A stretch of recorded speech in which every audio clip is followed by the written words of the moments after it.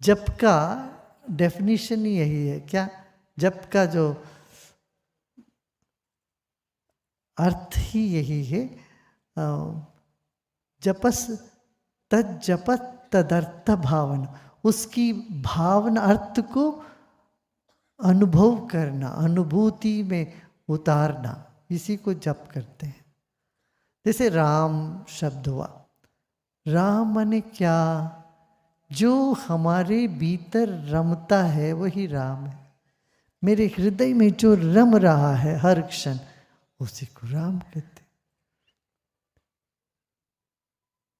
ऐसे ये द्वंद्व से हमको हर लेता है, द्वंद्व से हमको दूर करके हमको आनंद में लगा देता है, अद्वैत में लगाता है। वो तो इसलिए हरे बोलते हैं। हर माने जिससे ले लेना, उठाना, ऊपर करना, उससे मुक्त करना। तो जो अभी ओम शब्द जो है उसका अर्थ कैसे भावना में करोगे? जब ओम कहोगे कि ये महसूस करो, ये जो तरंग है वो सब जगह व्याप्त है, कण कण में व्याप्त है। और दूसरा, एक ये जो कण कण में व्याप्त ये ओम का शब्द है, ये अनादि काल से है और अनादि काल तक रहे, अनंत काल तक रहेगा। ये दूसरा भाव है। फिर ये ओम शब्द से जो तरंग जिसको हम संबोधित कर रहे हैं, ये तरंग सब कुछ जानता है,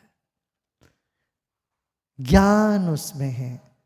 और ऐसे ही हमारे जितने व्यक्तित्व है दुनिया में, सारे व्यक्तित्व के अंदर वो समाया हुआ है, या उसके अंदर सारे व्यक्तित्व समाया हुआ है।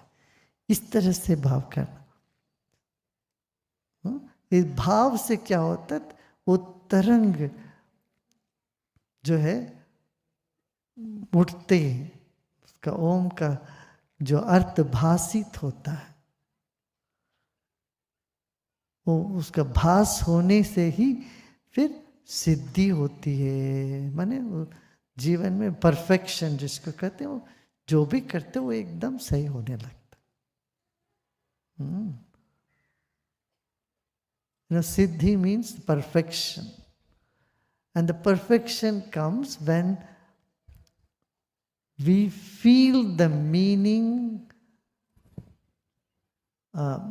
we feel the sound. The sound has many meanings. So just feeling those meanings.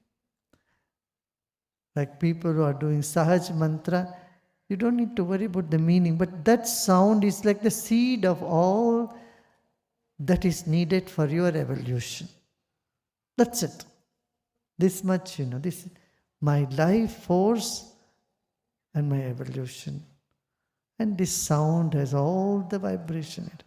It's like the tonic. And so feeling the vibration is really meditation.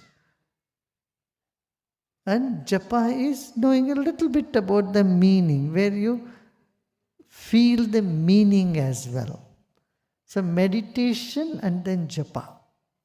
Meditation must, japa is sandwiched between meditation. There should be meditation before and after also.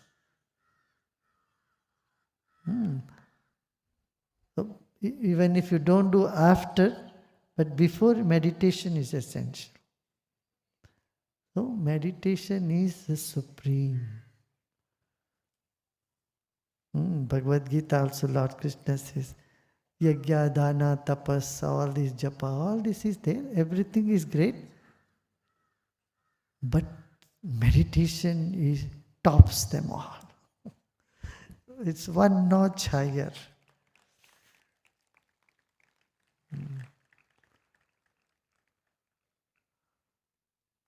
भगवान कृष्ण गीता में बोलते हैं ना कि यज्ञेषु दानेषु तपश्चैव, ये यज्ञ दान तप ये सबसे